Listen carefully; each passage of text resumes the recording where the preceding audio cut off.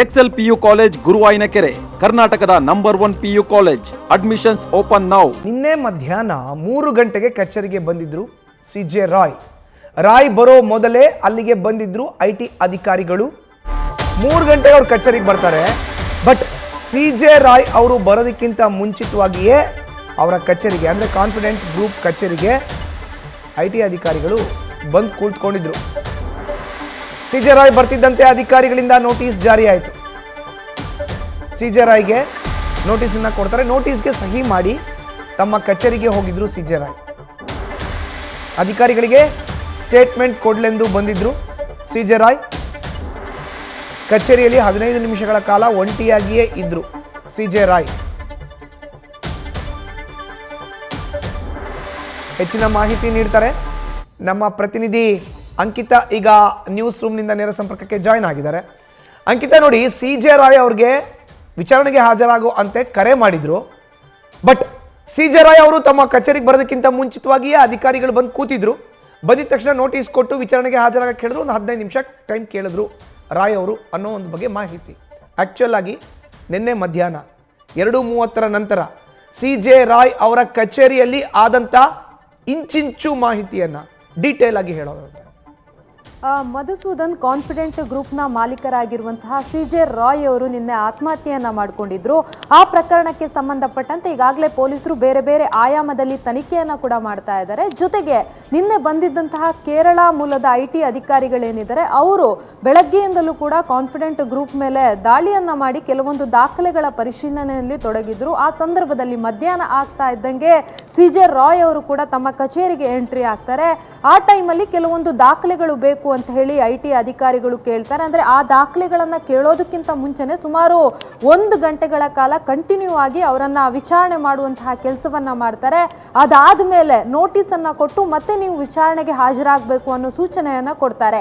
ಈ ಹಿಂದೆ ಕೂಡ ಅವರ ಸಾಕಷ್ಟು ಬ್ರಾಂಚ್ಗಳ ಮೇಲೆ ದಾಳಿ ಆದಂತಹ ಸಂದರ್ಭದಲ್ಲೂ ಕೂಡ ಸಾಕಷ್ಟು ಬಾರಿ ಅಧಿಕಾರಿಗಳು ನೋಟಿಸ್ ಅನ್ನ ಕೊಟ್ಟಿದ್ರು. ಸಾಕಷ್ಟು ಬಾರಿ ರಾಯ್ ಅವರು ಹೋಗಿ ವಿಚಾರಣೆಯನ್ನ ಕೂಡ ಎದುರಿಸಿದ್ರು. ಆದ್ರೆ ಮತ್ತೆ ನೋಟಿಸ್ ಅನ್ನ ಕೊಡ್ತಾರೆ. ಆ ಟೈಮಲ್ಲಿ 15 ನಿಮಿಷಗಳ ಕಾಲಾವಕಾಶವನ್ನ ಕೋರಿ ಅವರು ತಮ್ಮ ಕೊಠಡಿಯಲ್ಲಿರುವಂತಹ ಅವರ ಚೇಂಬರ್ ಏನಿದೆ ಅಲ್ಲಿ ಹೋಗ್ತಾರೆ. ಅಲ್ಲಿ ಹೋದಂತಹ ಸಂದರ್ಭದಲ್ಲಿ ಹೊರಭಾಗದಲ್ಲಿದ್ದಂತಹ ಸೆಕ್ಯೂರಿಟಿಗೂ ಕೂಡ ಹೇಳ್ತಾರೆ, ಅಂದ್ರೆ ನನ್ನನ್ನು ಡಿಸ್ಟರ್ಬ್ ಮಾಡಬೇಡ, ನಮ್ದೊಂದು ಸ್ವಲ್ಪ ಕೆಲಸ ಇದೆ ಅನ್ನೋ ಮಾತನ್ನ ಕೂಡ ಸೆಕ್ಯೂರಿಟಿ ಗಾರ್ಡ್ ಬಳಿ ಹೇಳಿದ್ರಂತೆ. ಅದಾದ್ಮೇಲೆ ಅಲ್ಲಿ ಹೋಗಿ ಮೌನಕ್ಕೆ ಶರಣಾಗ್ತಾರೆ. ಅದಾದ್ಮೇಲೆ ಅವರು ತಮ್ಮ ಎದೆಗೆ ಶೂಟ್ ಮಾಡಿಕೊಂಡು ಆತ್ಮಹತ್ಯೆಯನ್ನ ಮಾಡಿಕೊಂಡಿರುವಂಥದ್ದು ಸದ್ಯಕ್ಕೆ ಪೊಲೀಸರ ಪ್ರಾಥಮಿಕ ತನಿಖೆಯಲ್ಲಿ ಈ ಒಂದು ಮಾಹಿತಿ ಗೊತ್ತಾಗ್ತಾ ಇರುವಂಥದ್ದು.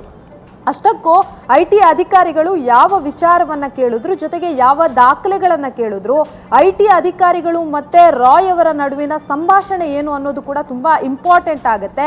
ಅಷ್ಟು ಅವರು ಆತಂಕಗೊಳಗಾಗದಕ್ಕೆ ಕಾರಣ ಏನು ಅಂತ ಹೇಳಿ ಮತ್ತೊಂದು ಕಡೆ ಅವರ ಕಾರಿನ ಚಾಲಕ ಏನಿದ್ದಾನೆ, ಡ್ರೈವರ್, ಆತನ ಬಳಿಯೂ ಕೂಡ ಮಾಹಿತಿಯನ್ನ ಪಡ್ಕೊಳ್ಳುವಂತಹ ಕೆಲಸವನ್ನ ಈಗಾಗಲೇ ಅಶೋಕ್ ನಗರ ಪೊಲೀಸರು ಮಾಡಿದ್ದಾರೆ. ಅಂದ್ರೆ ಕಾರಿನಲ್ಲಿ ಟ್ರಾವೆಲ್ ಮಾಡ್ತಾ ಇದ್ದಂತಹ ಸಂದರ್ಭದಲ್ಲಿ ಯಾರಾದ್ರೂ ಫೋನ್ ಮಾಡಿದ್ರೆ ಅಥವಾ ಯಾವ್ದಾದ್ರು ಥ್ರೆಟ್ ಕಾಲ್ ಅವರಿಗೆ ಬಂದಿತ್ತ ಅಥವಾ ಅವರ ಒಂದು ವರ್ತನೆ ಬಿಹೇವಿಯರ್ ಯಾವ ರೀತಿ ಆಗಿತ್ತು, ಆತಂಕಕ್ಕೊಳಗಾಗಿದ್ರ ಅನ್ನೋದ್ರ ಬಗ್ಗೆಯೂ ಕೂಡ ಮಾಹಿತಿಯನ್ನ ಪಡ್ಕೊಳ್ಳುವಂತಹ ಕೆಲಸವನ್ನ ಮಾಡ್ತಾ ಇದ್ದಾರೆ. ಮತ್ತೊಂದು ಕಡೆ ಅವರ ಕುಟುಂಬಸ್ಥರು, ಈಗಾಗಲೇ ಅವರ ಫ್ಯಾಮಿಲಿ ಮೆಂಬರ್ಸ್ ಏನಿದ್ದಾರೆ ಅವರ ಬಳಿಯೂ ಕೂಡ ಏನಾದ್ರೂ ವಿಚಾರಕ್ಕೆ ಸಂಬಂಧಪಟ್ಟಂತೆ ನಿಮ್ಮ ಬಳಿ ಹೇಳ್ಕೊಂಡಿದ್ರ ಅಥವಾ ಅವ್ರಿಗೆ ಯಾವ್ದಾದ್ರು ನೋವಿತ್ತಾ ಅನ್ನೋದ್ರ ಬಗ್ಗೆ ಕೇಳಿದಾಗ ಅವ್ರು ಹೇಳಿರುವಂಥದ್ದು ಯಾವುದೇ ರೀತಿಯಲ್ಲಿ ಫಿನಾನ್ಷಿಯಲ್ ಪ್ರಾಬ್ಲಮ್ ಇಲ್ಲ, ಅಂದ್ರೆ ಯಾವುದೇ ಒಂದು ಕಡೆ ಕೂಡ ಯಾವುದೇ ರೀತಿಯ ಸಾಲ ಇರಲಿಲ್ಲ, ಯಾವ ರೀತಿಯಾಗಿ IT-ಗೆ ಟ್ಯಾಕ್ಸ್ ಅನ್ನ ಪೇ ಮಾಡಬೇಕಾಗಿತ್ತು ಅವೆಲ್ಲವನ್ನ ಕೂಡ ಟೈಮ್ ಟು ಟೈಮ್ ಪೇ ಮಾಡ್ತಾ ಇದ್ರು. ಯಾಕೆ ಈ ನಿರ್ಧಾರವನ್ನ ಮಾಡಿದ್ರು ಅನ್ನೋದ್ರ ಬಗ್ಗೆ ಗೊತ್ತಿಲ್ಲ. ಒಂದು ಕಡೆ IT ಅಧಿಕಾರಿಗಳ ಒಂದು ಕಿರುಕುಳದಿಂದ ಬೇಸತ್ತು ಈ ರೀತಿಯಾಗಿ ಮಾಡ್ಕೊಂಡಿರ್ಬೋದಾ ಅನ್ನೋ ಒಂದು ಅನುಮಾನವನ್ನು ಕೂಡ ಅವರು ವ್ಯಕ್ತಪಡಿಸ್ತಾ ಇರುವಂಥದ್ದು.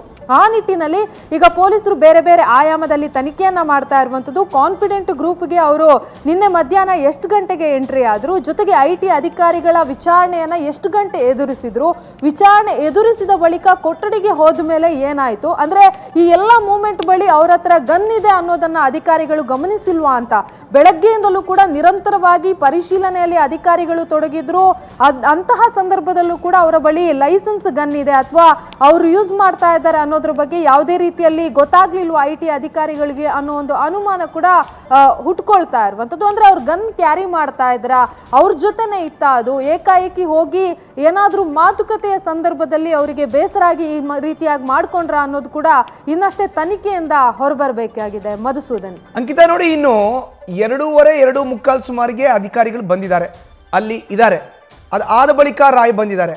ಆಗೇನಾದರೂ ಮಾತುಕತೆ ಆಯ್ತಾ? ಆ 15 ನಿಮಿಷದ ಕಾಲ ಯಾರಿಗೆ ರಾಯ್ ಅವರು ಕರೆ ಮಾಡಿರ್ಬೋದು? ಯಾಕಂದರೆ 11 ನಿಮಿಷದ ಕರೆ ಒಬ್ರಿಗೆ ಅವ್ರು ಮಾಡಿದ್ದಾರೆ ಅನ್ನೋದ್ರ ಬಗ್ಗೆ ಪ್ರಾಥಮಿಕವಾದಂಥ ಮಾಹಿತಿ ಲಭ್ಯ ಆಗ್ತಿರುವಂಥದ್ದು. ಅಂಕಿತಾ, ಮಧುಸೂದನ್ ಅವರ 2 ಫೋನನ್ನು ಈಗಾಗಲೇ ಸೀಸ್ ಮಾಡುವಂತಹ ಕೆಲಸವನ್ನು ಪೊಲೀಸರು ಮಾಡಿದ್ದಾರೆ. ಒಂದು ಐಫೋನ್ ಹಾಗೆ ಮತ್ತೊಂದು ಫೋನನ್ನು ಸೀಸ್ ಮಾಡಿ ಕೊನೆಯ ಸಂದರ್ಭದಲ್ಲಿ ಯಾರ್ಯಾರಿಗೆ ಕರೆ ಮಾಡಿ ಮಾತನಾಡಿದ್ರು ಅನ್ನೋದ್ರ ಬಗ್ಗೆ ಈಗಾಗಲೇ ಪರಿಶೀಲನೆಯನ್ನು ಮಾಡ್ತಾ ಇರುವಂಥದ್ದು. ಜೊತೆಗೆ ಅವ್ರಿಗಿರುವಂತಹ ನೋವಿನ ಬಗ್ಗೆ ಯಾರ ಬಳಿ ಆದರೂ ಹೇಳ್ಕೊಂಡಿದ್ರಾ, ಅಥವಾ ಈ IT ಅಧಿಕಾರಿಗಳೇನಾದರೂ ಟಾರ್ಚರ್ ಕೊಟ್ಟಿದ್ರು ಅಂತ ಹೇಳಿ ಏನಾದರೂ ಹೇಳ್ಕೊಂಡಿದ್ರಾ, ಅಥವಾ ಬೇರೆ ಏನಾದರೂ ಸಮಸ್ಯೆ ಇತ್ತಾ ಅನ್ನೋದ್ರ ಬಗ್ಗೆ ಈಗಾಗಲೇ ಪರಿಶೀಲನೆಯನ್ನು ಮಾಡಲಾಗ್ತಾ ಇದೆ. ಒಂದಷ್ಟು ಕರೆಗಳು ಅವ್ರಿಗೂ ಕೂಡ ಬಂದಿತ್ತು, ಜೊತೆಗೆ ಅವರು ಕೂಡ ಮಾತನಾಡಿದ್ರು ಅಂತ ಹೇಳಲಾಗ್ತಾ ಇದೆ. ಜೊತೆಗೆ ಅವರ ಸಹೋದರ ಕೂಡ ಮಾತನಾಡುವಂತಹ ಸಂದರ್ಭದಲ್ಲಿ ಹೇಳಿದ್ರು, ಅಂದ್ರೆ ಬೆಳಗ್ಗೆ ನನಗೆ ಕರೆ ಮಾಡಿದ್ರು, ಕರೆ ಮಾಡಿದಂತಹ ಸಂದರ್ಭದಲ್ಲಿ ಯಾವುದೇ ರೀತಿಯ ಆತಂಕ ಅಥವಾ ನನ್ನ ಜೊತೆ ಏನೋ ಸಮಸ್ಯೆ ಇದೆ ಅದ್ರ ಬಗ್ಗೆ ಯಾವುದು ಕೂಡ ಹೇಳಿಲ್ಲ, ನಾರ್ಮಲ್ ಆಗಿ ಮಾತಾಡಿ ಫೋನನ್ನು ಕಟ್ ಮಾಡಿದ್ರು.